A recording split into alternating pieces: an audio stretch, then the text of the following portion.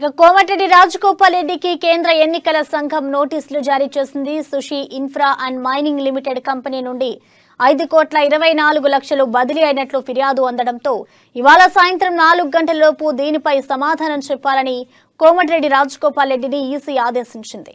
మునుగోడు ఉప ఎన్నికల్లో ఓటర్లను ప్రభావితం చేసేందుకు రాజగోపాల్ రెడ్డి వారి అకౌంట్లకు నగదు బదిలీ చేసినట్లు టీఆర్ఎస్ ప్రధాన కార్యదర్శి సోమ భరత్ కేంద్ర ఎన్నికల సంఘానికి ఫిర్యాదు చేశారు.